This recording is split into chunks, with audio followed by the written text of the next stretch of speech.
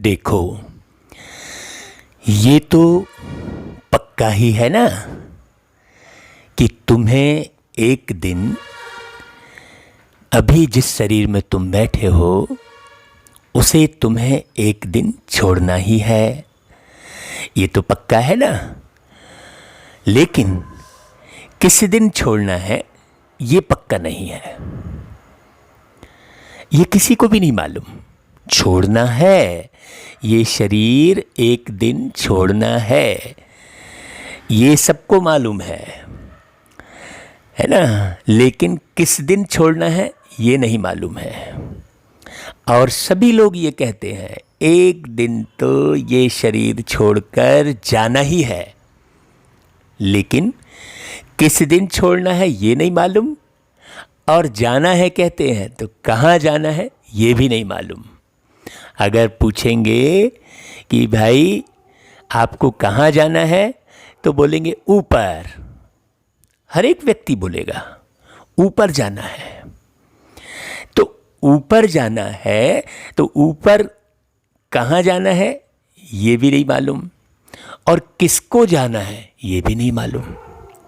भाई ऊपर कौन जाएगा तो कहेंगे मैं जाऊंगा, ऊपर मैं जाऊंगा। तो मैं कौन, मूल बात है ना। भाई ये शरीर सहित ऊपर जाते तो किसी को नहीं देखा होगा आपने आज तक कि भाई शरीर सहित ऊपर चला गया फिर वापस नहीं आया। नहीं। तो तुम कौन, आत्मा है ना। मतलब तुम कह रहे हो कि एक दिन तो ये शरीर छोड़ना ही है, शरीर छोड़ना है, मतलब तुम नहीं मरते हो, है ना भाई। तुम कह रहे हो मुझे जाना है, इसका मतलब तुम नहीं मरते हो, है ना। तुम कहते हो हे प्रभु अब तो तू मुझे ऊपर उठा ले, इसका मतलब भगवान भी ऊपर में बैठा है और तुम्हें भी ऊपर ही जाना है। तो जब तुम्हें ऊपर जाना है मतलब तुम मरते नहीं हो, तुम खत्म नहीं होते हो। माने जब तुम्हें ऊपर जाना है तो जरूर ऊपर से फिर कोई ना कोई दिन नीचे भी आए होगे, है ना भाई। तब तो ऊपर जाना है बोल रहे हो। और ऊपर जाने की इच्छा क्यों है? क्योंकि ऊपर में ये सारे झंझावात नहीं है, ऊपर में झूठ नहीं है, ऊपर में बेईमानी नहीं है, ऊपर में कोई चिंता नहीं है, ऊपर में किसी प्रकार की अशांति नहीं है, ऊपर में कोई दुख नहीं है। इसलिए तुम ऊपर जाना चाहते हो। तो जरूर ऊपर भी कोई घर है ना। लेकिन अब ऊपर जाना है तो किसी भी चीज को यदि ऊपर जाना होता है तो कोई ना कोई विधि होती है ना। भाई ऊपर जाना है कह रहे हो, लेकिन जा क्यों नहीं पा रहे हो? बहुत सी आत्माएं नहीं जा पा रही हैं, यहाँ ही भटक रही हैं, ये भी मालूम है। तो क्यों भटक रही हैं? वो ऊपर क्यों नहीं जा पा रही हैं? क्योंकि ऊपर जाने का जो सिस्टम है, जो विधि है, ऊपर जाने के लिए जो कर्म है वो तुमने नहीं किए हैं। हाँ, कहते हैं दे दान तो छूटे ग्रहण। अब भाई दे दान तो छूटे ग्रहण, अब चंद्र ग्रहण और सूर्य ग्रहण को इसके साथ जोड़ दिए। भाई सूर्य ग्रहण तो छूट ही जाएगा, अपने आप छूट जाता है। आपके दान देने से वो सूर्य ग्रहण छूटेगा क्या? नहीं। या सूर्य ग्रहण का प्रभाव आप आत्मा पर पड़ेगा क्या? नहीं। सूर्य ग्रहण का प्रभाव पड़ रहा है, चंद्र ग्रहण का प्रभाव पड़ रहा है। ये हमने बहुत उल्टी फिलॉसफी अपनी बुद्धि में भर ली है। दे दान तो छूटे ग्रहण, कौन सा ग्रहण लगा है? मैं मेरा मेरा, ये ग्रहण लगा है। तेरा मेरा, तू मैं, ये जो तू मैं होती है, ये ग्रहण लगा है। स्वयं को नहीं जानते तो सामने वाले को भी नहीं जान रहे हो, जो तुमसे मिल रहा है, जो तुमसे व्यवहार कर रहा है। इसलिए कहते हो आप कौन? अरे भाई सामने जीता जागता एक मनुष्य खड़ा है, आप देख रहे हो, फिर आप कौन? क्योंकि आप किस प्रकार से नहीं पहचान रहे हो भाई वो शरीर रूप में तो आपको स्पष्ट दिखाई दे रहा है, फिर आप कौन कहने की ज़रूरत नहीं है, क्योंकि आप उसके स्वभाव को, उसके संस्कार को, है ना, उसके रियल निवास स्थान को नहीं जान रहे हो। यदि सबको अपने घर का पता, रियल पता लग जाए तो ये कौन, कहाँ, कैसे, कब, क्या, किस लिए, ये सारे प्रश्न खत्म हो जाए। यही सारे प्रश्न आपको ज़िंदगी में तंग करते हैं, है कि नहीं? तो मूल बात है कि भाई तुम्हें ये शरीर छोड़ना है, परमानेंट इस शरीर में नहीं बैठे रहना है। इसलिए क्या कर लो? इसलिए दान कर लो। कहते हैं दान पुण्य है, मतलब दान के बाद ही पुण्य जमा होता है। तो क्या दान कर लो भाई? भाई पुण्य जमा करना है तो मतलब ऊपर जाने का एक ही रास्ता है कि पुण्य जमा करना है। तो कौन सा पुण्य जमा करना है? ऐसा जमा करना है जो कभी खत्म ना हो। अभी आपने कोई चीज़ दान की, मान लो किसी को भोजन खिलाया, तो भोजन खिलाया तो कितने घंटे का पुण्य जमा हुआ? क्योंकि उसने भोजन खाया और कुछ समय तक उसकी भूख मिट गई, फिर उसके बाद फिर भूखा वो, तो जितने समय तक उसकी भूख मिटी उतने समय तक का आपका पुण्य जमा हुआ और आपने वो पुण्य फिर खर्च कर दिया। क्यों? क्योंकि आपने किसी से सेवा ले ली। आपने भी तो ले लिया ना भाई, जो आपने जमा किया वो वापस ले लिया। जैसे भंडारा कराया तो भोजन खिलाने के रूप में आपने पुण्य जमा किया, लेकिन किसी से सेवा ले ली, किसी का धन ले लिया, उधार डुबो दिया, तो वो सब तो खाता खत्म हो गया ना तुरंत। है बड़ी बारीक बात। अब प्यासे को पानी पिलाया, वो भी पुण्य जमा हुआ आपका, लेकिन कितने समय? जितने समय उसकी प्यास बुझी, वो तो थोड़ी देर बाद, 2-4 घंटे बाद फिर प्यास लगेगी उसे। आप खड़े होकर सबको पिलाते तो नहीं रहेंगे। तो दान पुण्य, तो ऐसा दान जो अविनाशी हो। जैसे हमने मेहनत करके किसी को अज्ञान के अंधेरे से बचा लिया, क्योंकि यदि हमने किसी को समझाया, दुख में पड़ा हुआ है, उसे ऐसी बात समझाई कि वो समझ में आ गया और उसका दुख खत्म हो गया, तो दुख उसका परमानेंट खत्म हो गया, क्योंकि उसे बात समझ में आ गई। तो आपके बताने से किसी का दुख यदि परमानेंट खत्म हो गया तो वो आपका अविनाशी पुण्य जमा हो गया, है कि नहीं भाई? तो किसी को बहुत अच्छे से समझाने के लिए हमें बहुत अच्छा ज्ञान चाहिए। कौन सा ज्ञान? कि भाई मैं कौन हूँ, कहाँ से आया हूँ और कब मुझे घर जाना है ना? और ऐसी स्थिति में आप मुक्त अवस्था में जीवन जीते हैं, मतलब इस दुनिया में रहते हुए मेहमान की तरह जीवन जीते हैं। जैसे आप किसी घर में मेहमान की तरह रहते हैं तो कोई भी चीज़ अपनी नहीं समझते, उपयोग सारी चीज़ों का करते हैं, लेकिन अपनी नहीं समझते। अपनी नहीं समझने के कारण आप उस घर से बड़े इजी वे में कभी भी निकल जाते हैं, जिस घर में आप मेहमान नवाजी करने आए हैं। वैसा ही ये संसार रूपी घर है, इसमें यदि आप मेहमान की तरह जीवन जीना सीख जाते हैं तो आप किसी को दुख नहीं देते हैं। इसलिए मीठे भाइयों बहनों, प्यारे पिता परमात्मा इस धरती पर आकर कहते हैं कि मीठे बच्चे, अब तुम जो है दान करो। कौन सा दान? तुम्हारे पास अविनाशी ज्ञान रत्नों का अथाह खजाना है। अब कोई ज्ञान रत्न लेकर भगवान से रोज मुरली सुन रहा है और एक को भी नहीं सुना रहा है, एक को भी नहीं समझाने का प्रयास कर रहा है, क्योंकि ये तो मालूम है कि हर एक आत्मा दुखी है। इस संसार में ऐसा कोई भी एक भी व्यक्ति नहीं है जो दुखी ना हो, है? तो दुखी किस बात से है वो, ये हमें समझकर हमें वैसा चलना होगा, क्योंकि समझ नहीं है और यदि मेरे मीठे भाइयों बहनों आप रोज मुरली सुन रहे हैं, आपको समझ विकसित हो रही है, तो आपके अंदर में सुबह से लेकर शाम, शाम से लेकर सुबह तक ये होना रहना चाहिए। क्यों? क्योंकि निश्चित रूप से इस ज्ञान को पाकर आपके दुख समाप्त हुए हैं।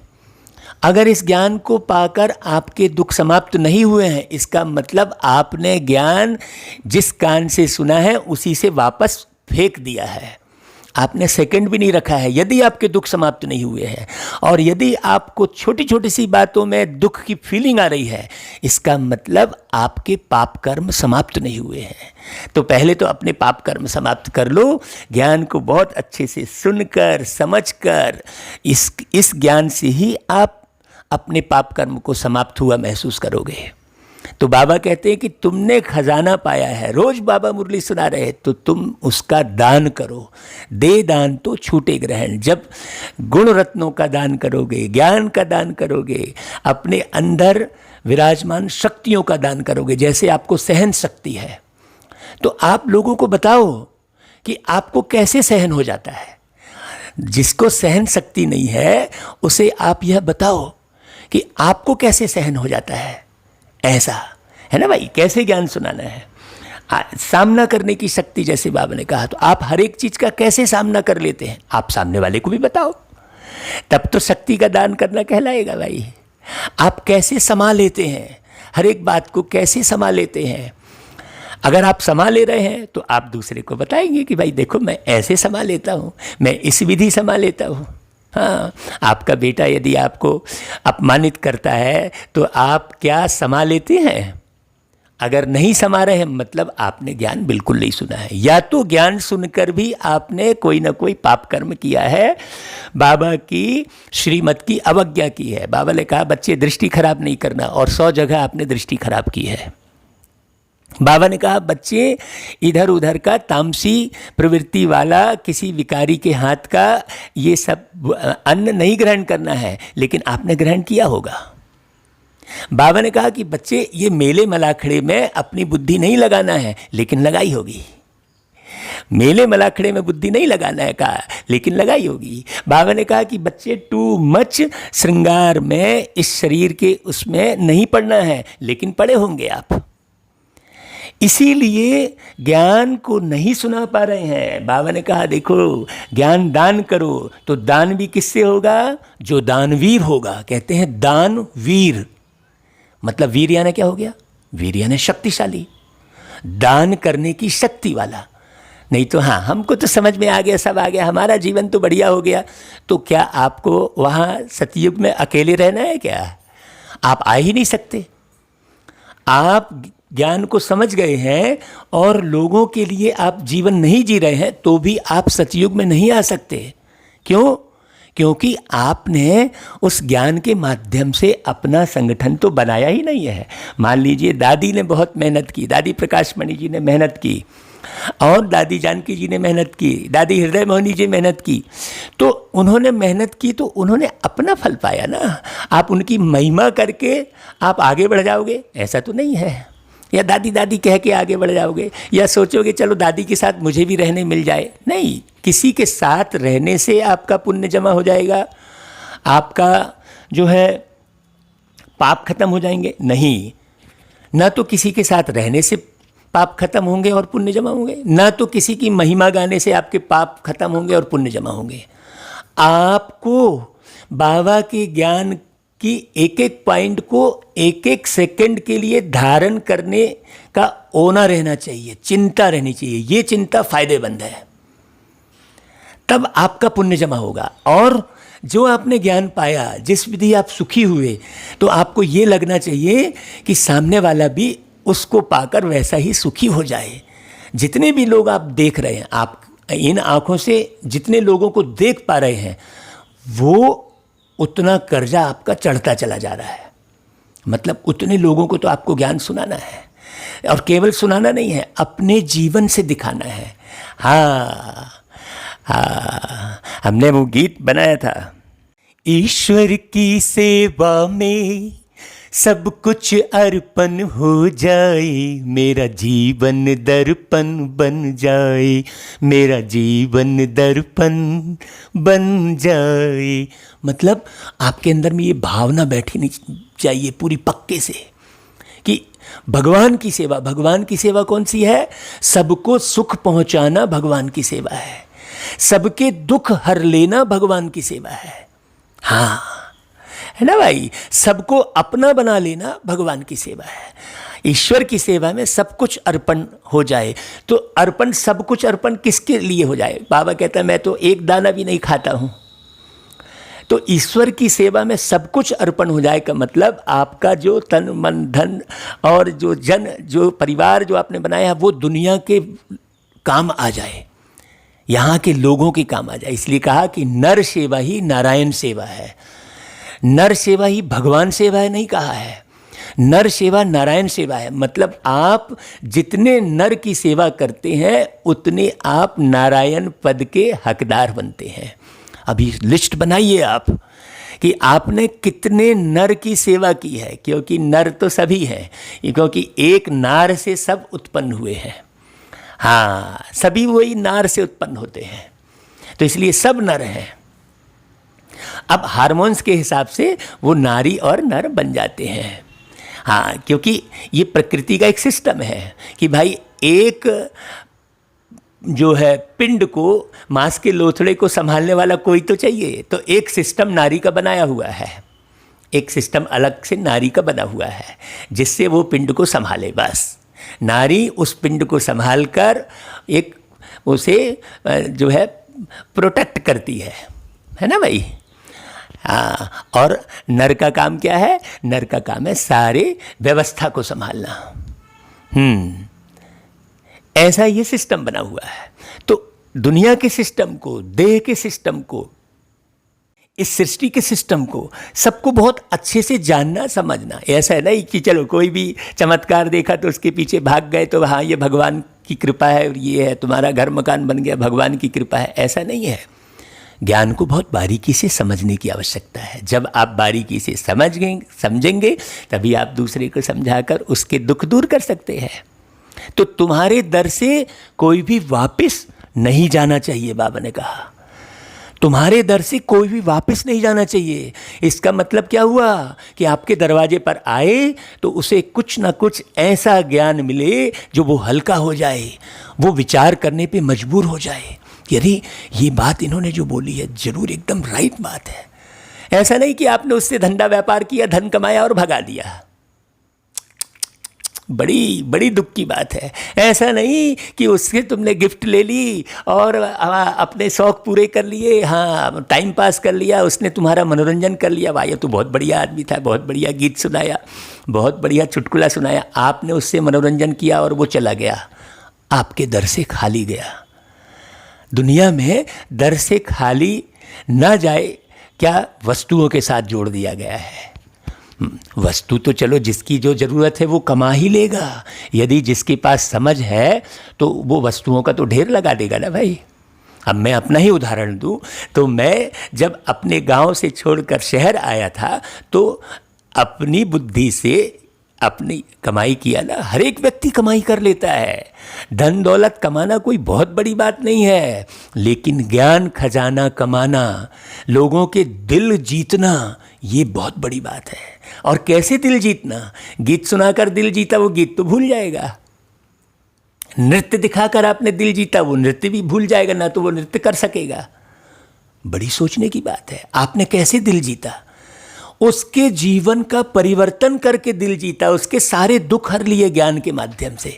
समझ ही शांति है, ना समझी ही अशांति है, समझ ही सुख है, ना समझी ही दुख है। तो समझ की शक्ति उसकी बढ़ गई, है ना भाई? ऐसे अविनाशी ज्ञान खजाना लुटाना है। और वो अविनाशी ज्ञान खजाना कौन लुटा रहा है?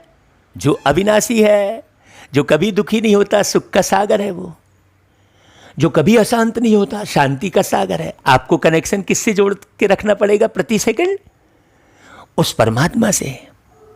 तो बाबा कहते हैं देखो सर्व संबंधों की सैकरीन बाप अपने बच्चों को कौन सी श्रीमत देते हैं? बाबा कहते मीठे बच्चे, अपना बुद्धि योग सब तरफ से हटाए, एक मुझे याद करते रहो। भाई कनेक्शन कैसे जुटेगा? याद के माध्यम से। आपके घर में जितनी भी वस्तुएं हैं उससे कनेक्शन आपका कैसे जुटा है? याद के माध्यम से। हाँ ये मेरी है, उसका कलर याद है, उसका साइज याद है। आप 100 बर्तन के बीच में अपना बर्तन कैसे पहचान लेते हो? क्योंकि आप उसे डेली यूज करते हो, है? तो आप अपनी वस्तु को पहचान लेते हो, आपको याद रहती है। तो सारा कनेक्शन आपका याद के बल पर है। आप उस वस्तु को, उसके कलर को, उसके गुण को, सब कुछ अच्छे से पहचानते हो। तो फिर परमात्मा की याद कैसे रहेगी? किसी को भी परमात्मा बोल दिए तो परमात्मा की याद रहेगी? सोचने की बात है। कैसे भी गुण वाले को आपने परमात्मा बोल दिया, याद रहेगी? चमत्कार दिखाने वाले को आप भगवान समझ गए, रहेगी याद? जमीन से पत्थर निकल गया, उसको भगवान समझ गए, रहेगी याद भगवान की? सोचने की बात है। कितनी तड़प हो रही है मुझे आपको सत्य ज्ञान सुनाने की, कितनी कशिश हो रही है मुझे।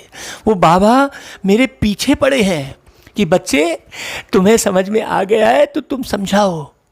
अब ये YouTube एक माध्यम बना है तो इसका उपयोग कर रहे हैं। इसका मतलब ये थोड़ी है कि मैं अपने YouTube को चलाना चाह रहा हूँ, कि मेरा चैनल चलाना चाह रहा हूँ। बहुत लोगों का यही मकसद रह जाता है, व्यूवर्स बढ़ा लो भाई। कोई समझे या ना समझे, व्यूवर्स बढ़ना चाहिए, क्योंकि व्यूवर्स बढ़ने से इनकम होती है, हावर्स बढ़ने से इनकम होती है। उस YouTube में विज्ञापन आएगा तो इनकम होगी। बाप रे, व्यक्ति क्या से क्या कर लिया। धर्म को भी धंधा बना लिया, ज्ञान को भी धंधा बना लिया, गीतों को धंधा बना लिया, इलाज करने को धंधा बना लिया, शिक्षा देने को धंधा बना लिया। सब चीज़ धंधे में कन्वर्ट हो गई, सब चीज़ व्यापार में कन्वर्ट हो गई, तो प्यार कहाँ से रह जाएगा? बड़ी सोचने की बात है। बाबा कहता है दुनिया की कोई भी वस्तु मित्र संबंधी आदि याद ना आए। टेम्परेरी काम के लिए है भाई, आपके उपयोग करने के लिए है, क्योंकि इस समय सब दुख देने वाले हैं। नहीं तो व्यक्ति स्थान से ऐसा चिपक जाता है कि वहां से छोड़ने की बारी आती है ना तो उसे बड़ा दुख होता है। अरे क्यों भाई? अरे भाई तू तो अशरीरी आत्मा है रे। अरे समझ लो भाई, है विश्व का मालिक बनना है तो जरूर 63 जन्मों का हिसाब किताब चुकतू करने की मेहनत करनी पड़े ना।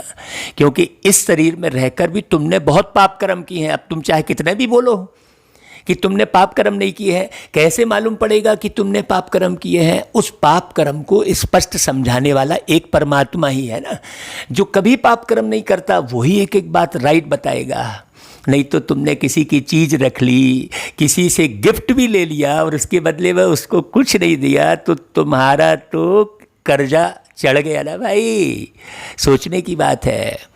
हाँ भाई, सब हिसाब किताब बराबर रखो। हाँ, सब हिसाब किताब बराबर रखो। ये बड़ी गहन गंभीर बात है। हाँ, तो जितनों को सुख देंगे उतना जमा होगा, जितनों को शांति देंगे उतना जमा होगा। तो मेहनत करनी पड़े ना भाई। सब कुछ भूल अशरीरी बनो। बाबा एक बहुत सुंदर विधि सिखा रहे हैं भाई। दुनिया में भी कहते हैं ना कि फला व्यक्ति भगवान को प्यारा हो गया। कब प्यारा हुआ? जब शरीर छोड़कर वो अशरीरी हुआ। तो भगवान को प्यारा होने की कौन सी विधि है भाई? कि अशरीरी बनो। तो तुम देह में रहकर अगर विदेही अवस्था प्राप्त करने का ज्ञान सुन लोगे तो फिर तुम भगवान को प्यारे हो जाओगे ना भाई। तो जो एवर प्योर परमात्मा का प्यारा हो जाएगा उसके पाप कर्म तो यूं ही खत्म होते जाएंगे। याद से विकर्म दग्ध हो जाएंगे। देखिए, पाप कर्म, कुकर्म, दुष्कर्म, विकर्म, इस पर भी हमने एक क्लास कराई थी, आप उसे अच्छे से समझना। अब हमें ये भी तो समझ में आना चाहिए भाई कि किसको पाप कर्म कहेंगे, किसको दुष्कर्म कहेंगे, किसको कुकर्म कहेंगे, किसको विकर्म कहेंगे, है ना। ये सब बारीक बात है। तो बाबा कहता है मैं सर्व संबंधों की सैकरीन हूं। आप करके देख लो। आप यदि बाबा को बच्चा बना लो, आपको बच्चे की तरह हर जगह मददगार नहीं बना तो जो कहो मैं हार जाऊं आपके सामने। ये मेरे जीवन का अनुभव है। लेकिन एक्यूरेट पुरुषार्थ करना, पूरी तरह प्योर बनना। आप प्योर बने नहीं हैं, जमाने भर के प्रश्न करते हैं। अरे प्योर नहीं बने हैं इसलिए प्रश्न करते हैं, जब प्योर बन जाएंगे तो एक भी प्रश्न नहीं रहेगा। हाँ, फिर ये फोन की आवश्यकता नहीं पड़ेगी। देखना, जब सब एक दूसरे के संकल्पों को जान जाएंगे, आप इतने इतने प्यारे अवस्था आप अपनी बना लो, इतनी प्यारी अवस्था। हाँ, ओम शांति। बाप दादा बच्चों से पूछते हैं कि किसकी याद में बैठे हो। भाई बाप दादा पूछ रहे हैं तो बच्चे बोलते हैं शिव बाबा की। बुलंद आवाज में कहना चाहिए ना, बाबा कह रहा है, अंदर अंदर ऐसे ही बच्चों ने धीरे से कह दिया होगा। तो बाबा कहता है तुम अच्छे से क्यों नहीं बोल रहे हो, है बुलंद आवाज में बोलो ना भाई। शिव बाबा की याद में बैठे हैं तुम बच्चे, अर्थात आत्माओं का कनेक्शन है शिव बाबा से। हाँ, कैसा कनेक्शन है भाई? अंदर अंदर आत्मा का कनेक्शन है, बुद्धि का कनेक्शन है। हाँ, बाबा जो ज्ञान सुना रहा है वो ज्ञान पूरा एक्यूरेट समझ में आ रहा है, जो एक्यूरेट हम दूसरे को समझा सक रहे हैं, तभी तो कनेक्शन है। यदि आप एक्यूरेट नहीं समझा सक रहे हैं, इसका मतलब आप नहीं समझे हैं। ऐसा कोई नहीं हो सकता। यदि आपने किसी का व्यवहार समझ लिया तब तो आप दूसरे को बड़े जल्दी से बताते हो, अरे उसका व्यवहार बहुत ख़राब है, मैं कभी नहीं भूलूंगा, उसने मेरे साथ ऐसा व्यवहार किया है, मैं ज़िंदगी भर नहीं भूलूंगा, ऐसा बोलते हैं। तो आप उसके व्यवहार को समझे हो और फिर ऐसा बता रहे हो ना कि ज़िंदगी भर नहीं भूलूंगा, मतलब आप किसी के दुर्व्यवहार को ज़िंदगी भर नहीं भूलने की कसम खाते हो, पक्का करते हो। तो वो दुर्व्यवहार आपके बहुत काम का है कि नहीं भाई? आप उसकी बिल्कुल संभाल के रखो, बढ़िया, वो हमेशा काम आएगा वो दुर्व्यवहार। क्यों? क्योंकि वो दुर्व्यवहार आप संभाल के रखोगे तो आप भी दुर्व्यवहार कर पाओगे दूसरे से, और बढ़िया से पाप कर्म जमा कर पाओगे। इसलिए आप कहते हो कि उसने ऐसा मेरे साथ व्यवहार किया, मैं पूरी ज़िंदगी नहीं भूलूंगा। तो वो फायदेमंद है क्या? सोचने की बात है। अब जब आप दुर्व्यवहार को अपनी बुद्धि में रखे हो तो बाप का ज्ञान बुद्धि में कहाँ से बैठेगा? आप अपनी चाह को बुद्धि में रखे हो, आह को बुद्धि में रखे हो, तो राह कहाँ से मिलेगी? सोचने की बात है। तो बाबा कहते हैं देखो कि तुम शिव बाबा के बनते हो इन द्वारा, क्योंकि शिव बाबा इनके द्वारा ही मिलते हैं। अब इसमें भी आप दुनिया भर के झमेले में पड़ गए कि अब बाबा यहाँ आ रहा है वहाँ आ रहा है। अरे भाई, एक ब्रह्मा के तन में आकर पूरी मुरली चला गए हैं, आप उस मुरली को सुनो। अब उसमें भी आप अटक गए हो कि ये मुरली सुना कौन रहा है, कहाँ से प्रसारित हो रही है। तो आप शिव बाबा की मुरली सुन कहाँ रहे हो? आप तो इसी बात में अटके हो कि कौन सुना रहा है, अब भगवान कहाँ आ रहा है, ये आ रहा है वो आ रहा है। तो ये मुरलियाँ जो बाबा चला के गए वो वैसे ही चला गए क्या? सोचने की बात है। आज की तारीख की मुरली चल रही है तो जरूर बाबा आज की तारीख को ध्यान में रखते हुए मुरली चलाए होंगे ना भाई। सोचने की बात है। आप जल्दी जल्दी तैयार हो जाओ बोल के बाबा बार बार कह रहे थे कि बच्चे देखो जल्दी विनाश होने वाला है। क्यों? क्योंकि बाबा यहाँ के समय से बंधा हुआ तो नहीं है ना। बाबा सेकंड में आता है शरीर में, सेकंड में चल देता है, इसलिए बाबा सेकंड की परीक्षा है कहता है। सीधी सी बात है, बाबा के पास सेकंड की वैल्यू है। आप तो जहाँ जाते हो पान ठेले पे खड़े हो गए तो वहीं चिपक के खड़े हो गए हैं, दुनिया भर की कचड़ पचड़ बात करने लग गए। किसी को फ़ोन किए तो जो 20-25 मिनट आधे घंटे दुनिया भर की बातें कर रहे हैं, आपको पता ही नहीं रहता है कि ये व्यर्थ की बातें हैं कि समर्थ की बातें हैं कि ज़रूरी बातें हैं कि बेकार की बातें हैं, पता ही नहीं रहता है। क्या खाए क्या पिए, अब इससे क्या बताइए, इससे आपको कुछ थोड़ी मिलता है। सोचने की बात है। वो मोहब्बत आप जमा करने की सोचते हो तो वैसे भाव होना चाहिए। हाँ, तो खाली के खाली रह जाते हो। हाँ, या तो आप बेकार की बातें करते हो या तो नकारात्मक बातें करते हो, हैं जो बिना काम की बातें हैं वो करते रहोगे, वो सुनते रहोगे, दुर्व्यवहार को अपने बुद्धि में जमा करोगे। ये सब बारीक समझने की बातें हैं। तो इसलिए ये भी स्पष्ट नहीं होता है कि हाँ यही मुरली बाबा की है और यही मधुबन बाबा का है और ब्रह्मा के तन में ही आकर बाबा ज्ञान सुनाते हैं। ये पक्का आज तक हुआ ही नहीं है। अभी तो अटके पड़े हो, अभी भगवान को जाना ही नहीं है। बस शिव बाबा करने से थोड़ी हो जाएगा। बाबा कहते हैं देखो यह बीच में दलाल भी कहा जाता है। तुम्हारा दलाल से कोई कनेक्शन नहीं है। हाँ, आप दलाल के थ्रू कोई मकान देखने जाते हो तो मकान से कनेक्शन रखते हो। आप दलाल के थ्रू कोई कन्या विवाह होता है तो कन्या से उनके घर वालों से कनेक्शन रखते हो। दलाल तो बस एक टेम्परेरी रहता है, तो इनसे कोई कनेक्शन नहीं। इसका मतलब क्या हुआ कि जो विद्यालय से आप ज्ञान सुन रहे हो उस विद्यालय से आपका कनेक्शन नहीं रहना चाहिए। आपका कनेक्शन जिसका ज्ञान सुन रहे हो उससे रहना चाहिए, है ना भाई। मतलब आप कौन मुरली सुना रहा है इसका भी आपको कनेक्शन नहीं रहना चाहिए। चुपचाप आपको ज्ञान से मतलब रहना चाहिए। यह तो सिर्फ बीच में मार्फत है। लेन देन का सबका हिसाब किताब बाप से होना है, इनसे नहीं। हाँ, तो उस बाप को समझो। इनका भी लेन देन बाप से है।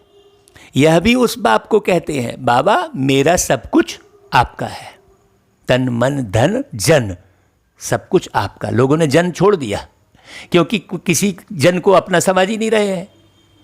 अपना जो जो चीज़ समझ रहे हैं उसको गाया गीत में, और जन को अपना समझ ही नहीं रहे हैं, इसलिए जन को नहीं गाया है। बड़ी गहरी बात समझने की है।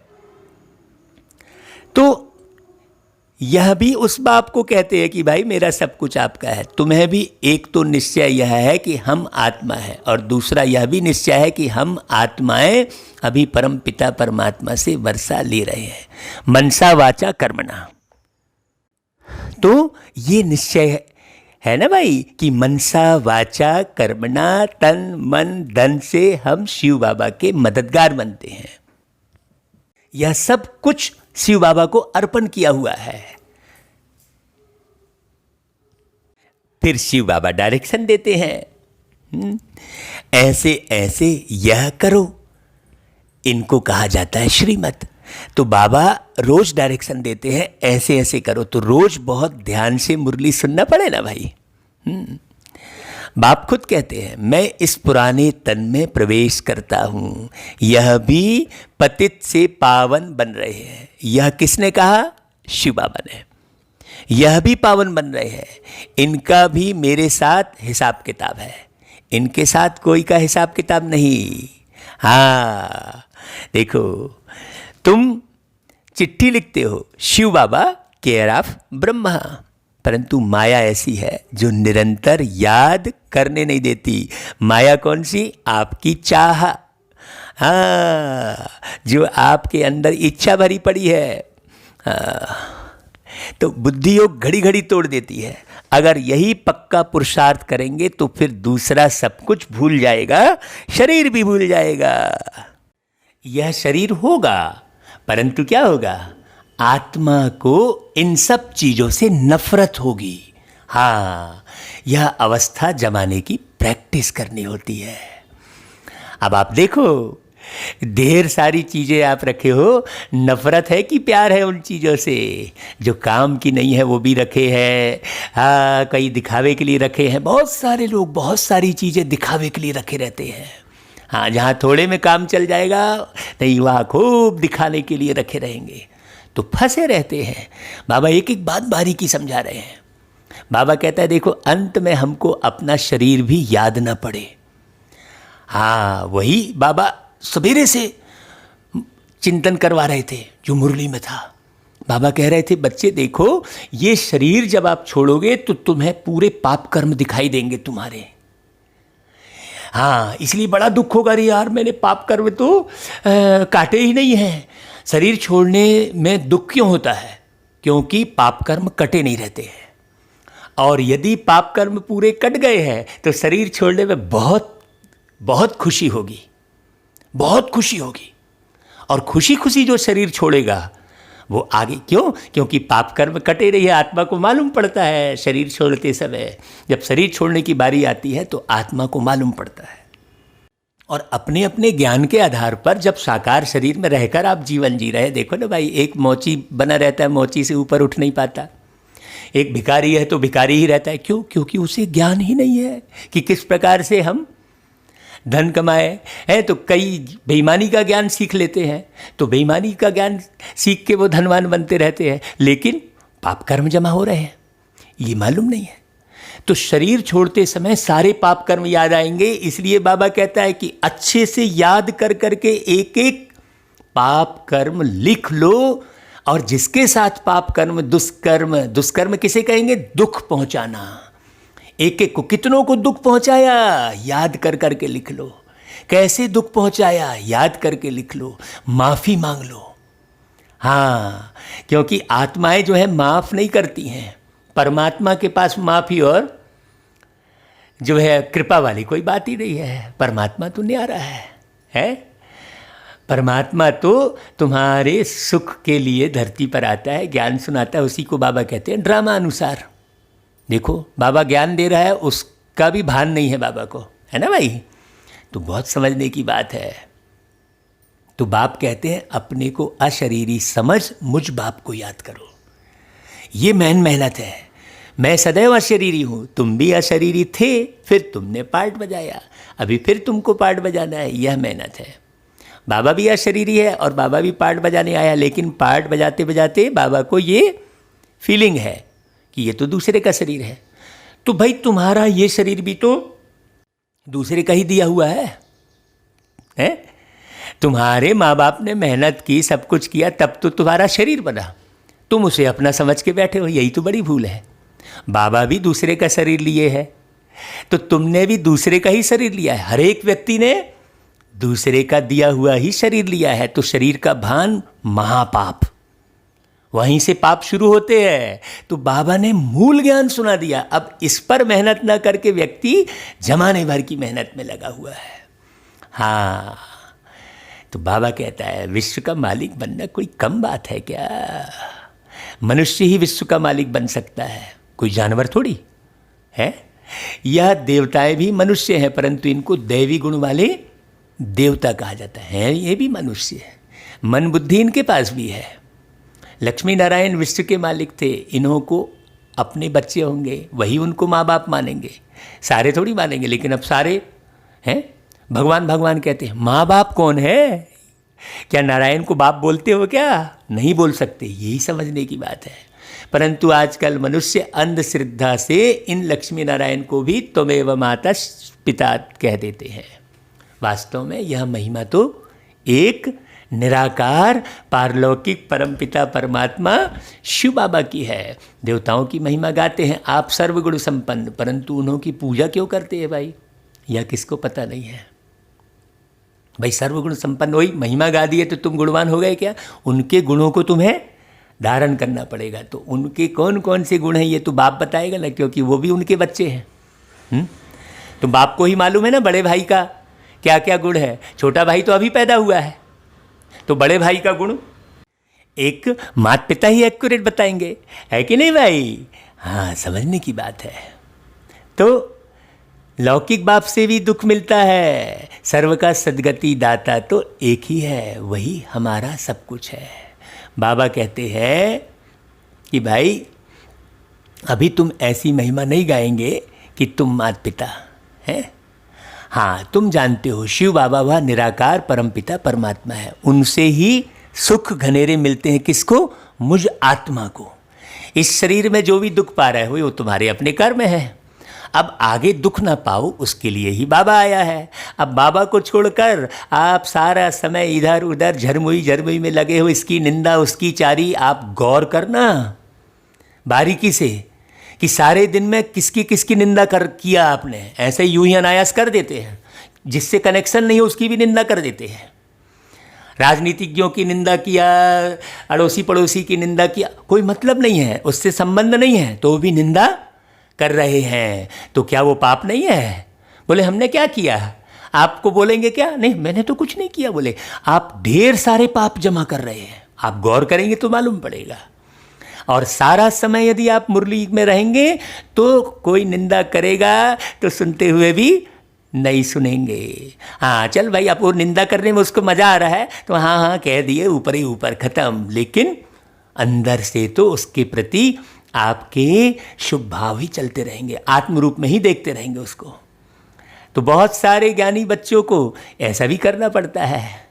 इसलिए बाबा ने हर एक पॉइंट सिखा दिया है कि बच्चे देखते हुए भी मत देखो, सुनते हुए भी मत सुनो। देखो क्या अवस्था बनाई बाबा ने। तो बाबा से ही सुख घनेरे मिलते हैं, बाकी जो भी संबंधी आदि हैं उनसे दुख ही मिलता है।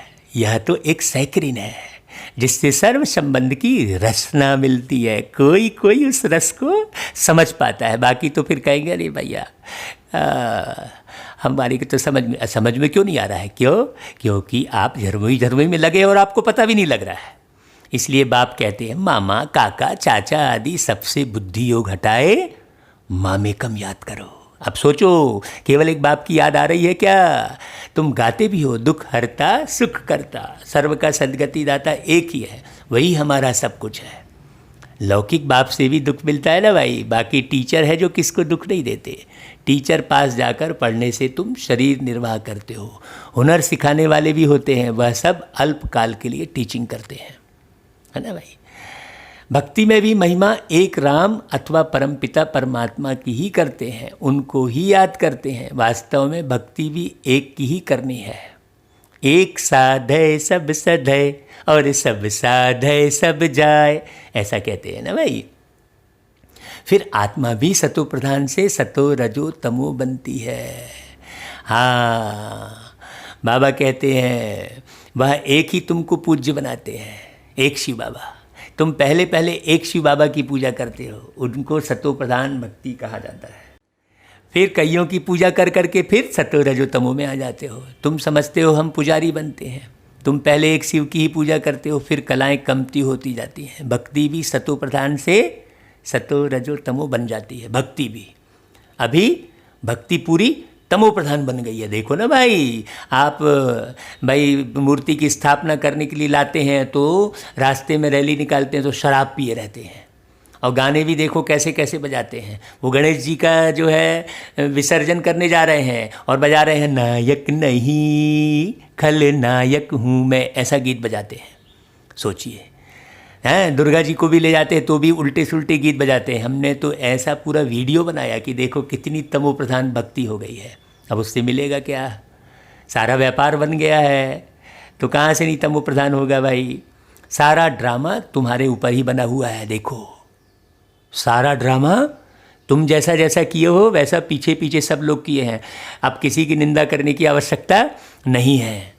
तुम देख रहे हो कि सब तमो प्रधान भक्ति कर रहे हैं, तो किसके कारण? पकड़ो अपने आप को, कितनी मेहनत करनी पड़े। यदि देव आत्मा मेहनत नहीं करे तो महापाप आत्मा बन जाती है वो। उसको बहुत अपार कष्ट मिलेगा। फिर कहेंगे अरे यार इतने ज्ञान में चले, फिर उनको इतना कष्ट क्यों मिला, उनको हॉस्पिटल क्यों जाना पड़ा? अरे उन्हीं ने तो सब गड़बड़ किया था, हैं? सारा ड्रामा तुम्हारे ऊपर ही बना हुआ है का अर्थ बहुत गहरा है। आपे ही पूज्य आपे ही पुजारी। बाबा एक एक लाइन जो सुनाते हैं हम फिसलते हुए सुनते चले जाते हैं, तो बहुत सारी पॉइंट आगे बढ़ जाती है। हाँ, रुक कर सोच कर समझ कर मुरली को सुनना।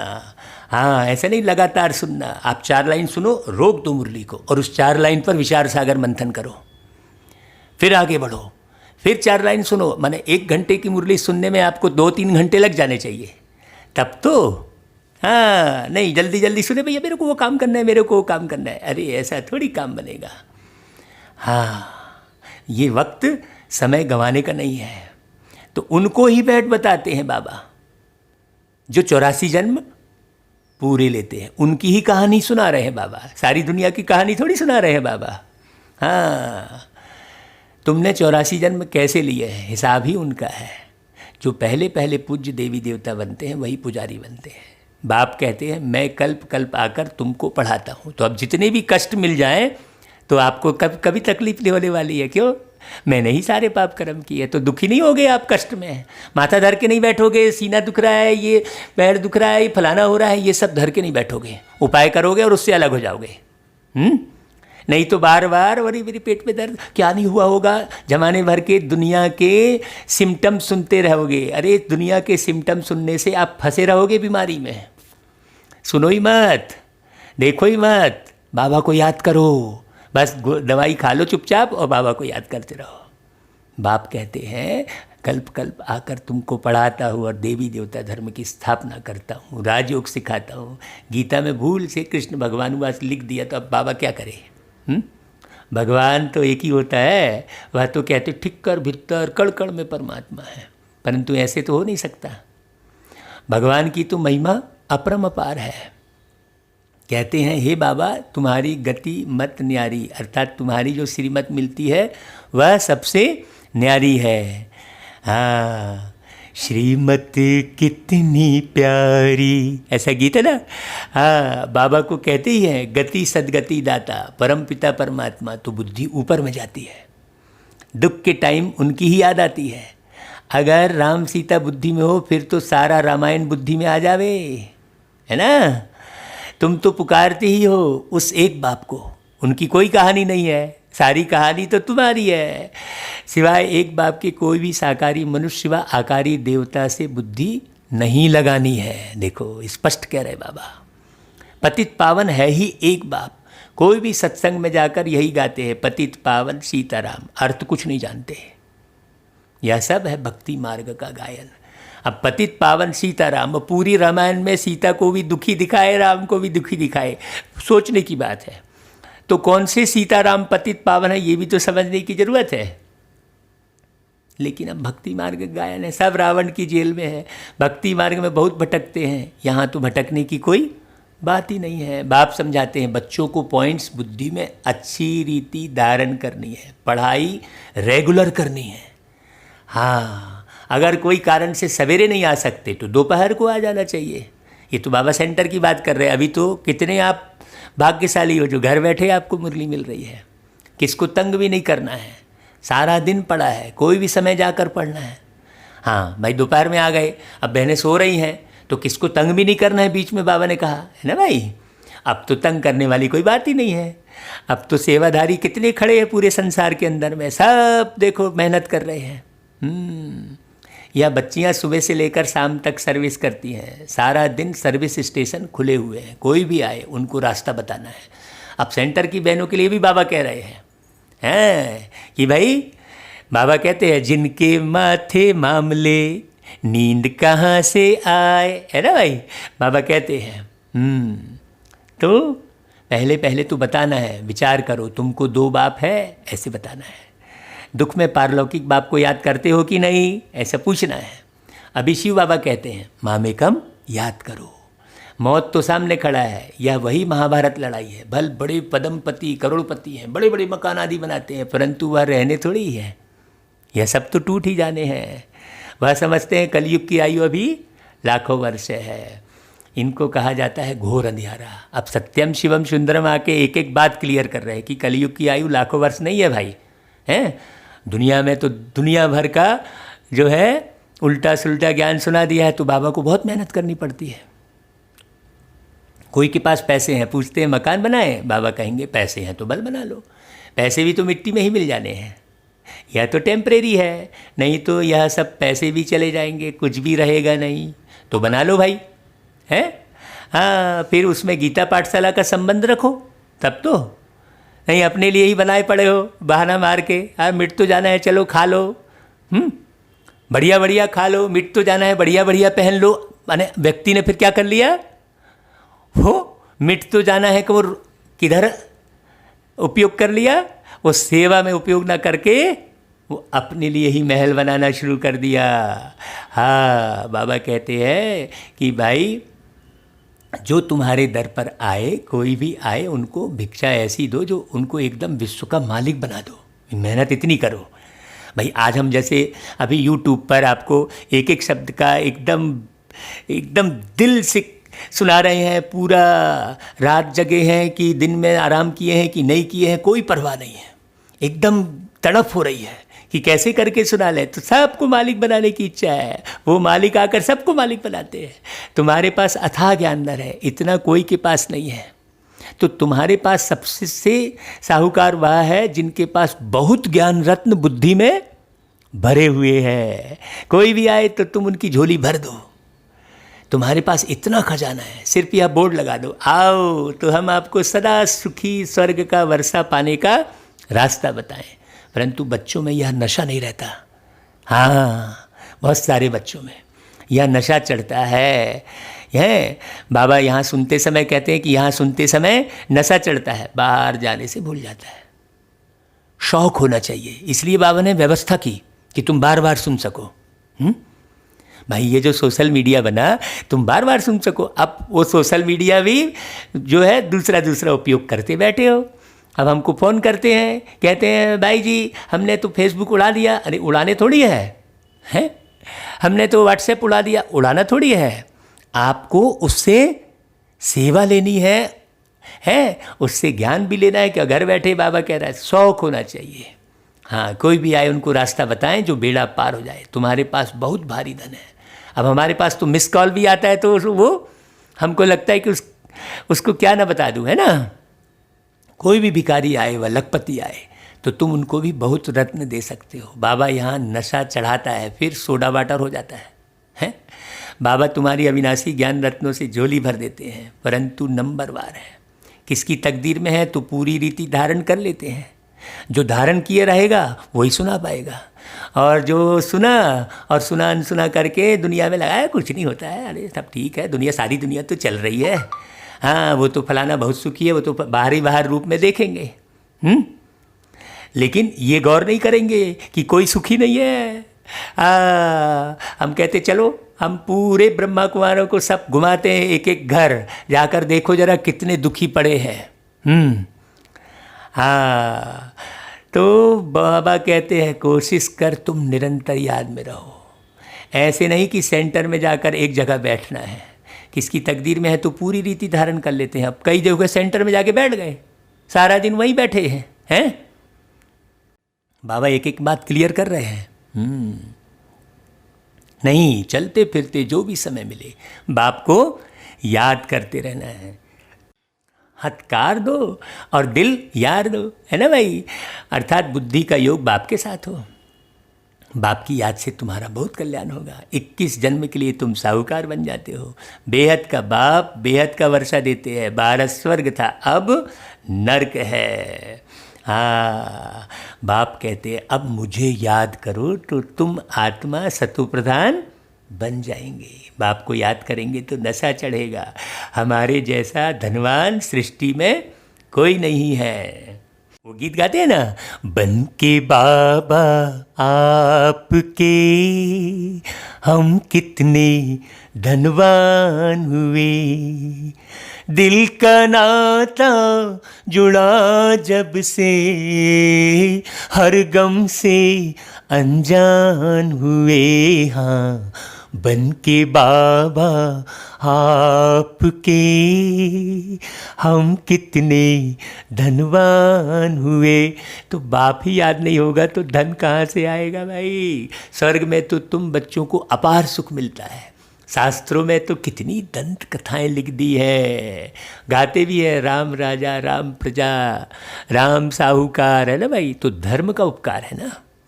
फिर कहते राम की सीता चुराई गई। अरे बंदरों की सेना ली। आगे खुद भी पढ़ते थे, कुछ भी समझते नहीं थे तुम भी। अब कितना समझ में आता है, कितनी वंडरफुल बातें लिखी है बाबा ने। देखो बाप कहते हैं मुझे प्रकृति का आधार तो लेना पड़ता है ना। त्रिमूर्ति में भी ब्रह्मा विष्णु शंकर दिखाते हैं, परंतु यह भी समझते नहीं कि विष्णु कौन है, कहाँ के रहने वाले हैं। विष्णु के मंदिर को नर नारायण का मंदिर भी कहते हैं, परंतु अर्थ कुछ भी नहीं समझते। नर नारायण का मंदिर माने नर से नारायण बनने वालों का ही मंदिर बनता है। हाँ, तो अभी जो मंदिरों में मूर्ति है वो किसकी है?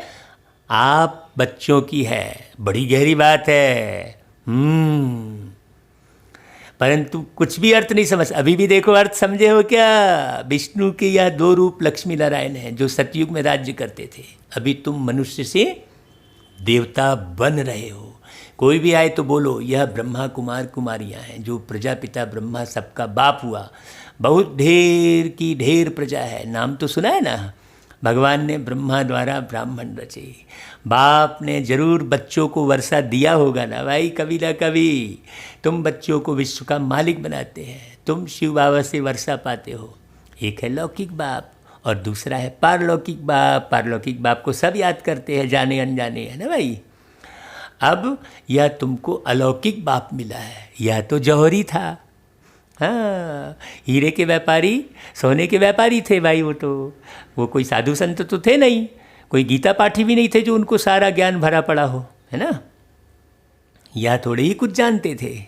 इनके लिए कहते हैं कि इनके बहुत जन्मों के अंत के जन्म के भी अंत में इनमें प्रवेश करता हूँ। किनके? उस आत्मा के, है ना भाई। हाँ, वानप्रस्थी बनने का रिवाज भी भारत में है। 60 वर्ष के बाद गुरु के पास चले जाते हैं तो बाप इनमें प्रवेश कर कहते हैं कि अब तुमको घर चलना है। तो दुनिया के हिसाब से बाबा 60 वर्ष वाली आयु में ब्रह्मा बाबा के तन में प्रवेश किए। क्यों? दुनिया में वही परिपाटी चल रही थी, है ना भाई। तो जैसी दुनिया में परिपाटी चल रही थी उस अनुरूप तो बाबा को आना ही पड़े ना। सब मनुष्यों के मुख से सुन रहे थे तो मनुष्य का तन धारण करना पड़े, है ना। कोई भी मछली के मुख से थोड़ी सुन रहा है ज्ञान को। बड़ी गहरी बात है। मुक्ति सब चाहते हैं परंतु मुक्ति को कोई जानते भी नहीं है। हाँ, जैसे कहते हैं ना भाई कि पेड़ की हवा सब चाहते हैं लेकिन पेड़ लगाना किसी को नहीं आता, ना लगाते हैं। हाँ, शुद्ध पानी सबको चाहिए है लेकिन पानी का स्टॉक ढंग से जमा, बर्बाद सब करते हैं पानी। ऐसा ही है ये जीवन मुक्ति, मुक्ति सब चाहेंगे लेकिन मुक्ति का ज्ञान हासिल करने के लिए जाओगे तो बोलेगे समय नहीं है मेरे पास। हाँ, जानते कोई भी नहीं। ब्रह्म में लीन तो कोई हो नहीं सकते। यह तो सृष्टि का चक्र फिरता ही रहता है। सबका पार्ट अपना अपना है, सबको पार्ट बजाना ही है। कहते हैं वर्ल्ड की हिस्ट्री ज्योग्राफी रिपीट। यह अनादि ड्रामा बना हुआ है। हाँ, इसे कोई बदल नहीं सकता। 84 जन्मों का पार्ट तुमको बजाना ही है। यह ज्ञान डांस होती है। वो लोग फिर डमरू दिखाते हैं। अब सूक्ष्मतनवासी शंकर डमरू कैसे बजाएगा भाई? या हिमालय में बैठ के भी कैसे बजाएगा? मान लो हिमालय में बैठा है कहते हैं शंकर जी, वहाँ से गंगा निकली कहते, तो वहाँ बैठ के हिमालय में बैठ के डमरू कैसे बजाएगा? सोचने की बात है। बाप ने समझाया है तुम बंदर मिसल थे तो तुम बंदरों की सेना ली, तुम्हारे आगे बाबा ज्ञान का डमरू बजा रहे हैं। ये है मूल बात। हाँ, तुमको ज्ञान देते हैं। अभी तुम्हारी सूरत और सीरत दोनों बाबा पलटा रहे हैं लेकिन जो ध्यान देकर सुने समझे करे। काम चिता पर बैठ तुम काले हो गए हो, बाबा फिर तुमको ज्ञान चिता पर बिठाए, सूरत और सीरत दोनों पलटाए, सांवरे से गोरा बना देते हैं। यहाँ बाबा कितना नशा चढ़ाते हैं। फिर नशा गुम क्यों होना चाहिए भाई? हाँ, पूछ रहे बाबा क्यों होना चाहिए, नशा गुम क्यों होना चाहिए? हाँ, अच्छा भाई, बाबा फिर याद प्यार देते हैं, सबको नमस्ते करते हैं। हाँ, गुड मॉर्निंग करते हैं। हम भी बाबा को याद प्यार देते हैं, गुड मॉर्निंग करते हैं, नमस्ते करते हैं। फिर धारणा के लिए सार सुन लो भाई। बाप ने जो अथाह ज्ञान का धन दिया है उसे धारण कर स्वयं भी साहूकार बनना है भाई। बुद्धि में वो ज्ञान टपकता रहे तब तो। अब आप देखो, बुद्धि में रिश्ते नातों की याद आती है कि बाबा की याद आती है? सोचने की बात है। बुद्धि में यहाँ की धन दौलत याद आती है, यहाँ की शानो शौकत याद आती है। हाँ, हमें तो बड़ी खुशी होती है भाई जब हमारे बच्चे कहते हैं कि हमको तो सब टेम्परेरी लगता है पापा, तो हमको लगता है हाँ ये ज्ञान पूरा समझा हुआ है। हाँ, तो बाबा कहते हैं देखो साहूकार बनना है और सबको दान भी करना है, जो भी आए उसकी झोली भर देनी है। दूसरी पॉइंट, बाप की याद से ही कल्याण होना है, इसलिए जितना हो सके चलते फिरते बाप की याद में रहना है। सर्व संबंधों की रचना एक बाप से लेनी है। भाई बाबा जो है कहते हैं जितना हो सके, जितना हो सके। तो हमको बाबा को क्या कहना है? नहीं बाबा, हमको सारा दिन आपकी याद में रहना है, हैं? जितना हो सके तो बाबा इसलिए कह रहे हैं क्योंकि बच्चों पर रहम करते हैं। यार ये कहीं इधर उधर फिर शक्तिहीन हो जाएंगे, फिर कहेंगे अरे बाबा की याद करने से ऐसा हो गया। ज्ञान का मनन चिंतन करने से कभी भी शक्तिहीन नहीं होता व्यक्ति, ये बात अच्छे से समझ लेना। ज्ञान का मनन चिंतन करने से शरीर निरोगी होता है। आप जितना ज्ञान का मनन चिंतन करेंगे, जितना रूह ध्यान करेंगे, उतनी शक्ति प्राप्त होगी। करके देख लो, ये हमारे जीवन का अनुभव है। शरीर भी मोटा नहीं होगा। हाँ, नहीं तो मन मोटा तो तन मोटा, सीधी सी बात। हाँ, आज सबके तन मोटे क्यों हैं? क्योंकि मन मोटे हैं। अच्छा भाई, फिर वरदान, सारे वृक्ष की नॉलेज को स्मृति में रख। तपस्या करने वाले सच्चे तपस्वी व सेवाधारी भाव, स्मृति में रहे सारे वृक्ष की नॉलेज। भक्ति मार्ग में दिखाते हैं कि तपस्वी वृक्ष के नीचे बैठकर तपस्या करते हैं, इसका भी रहस्य है। आप बच्चों का निवास इस सृष्टि रूपी कल्प वृक्ष की कहाँ पर है? जड़ में है। वृक्ष के नीचे बैठने से सारे वृक्ष की नॉलेज बुद्धि में स्वतः रहती है। तो सारे वृक्ष की नॉलेज स्मृति में रख साक्षी होकर इस वृक्ष को देखो। है ना भाई? जैसे गौतम बुद्ध ने वृक्ष के नीचे तपस्या की कहा, तो वृक्ष से थोड़ी मतलब था, वृक्ष के नीचे बैठकर भगवान को याद कर रहे थे, है ना भाई?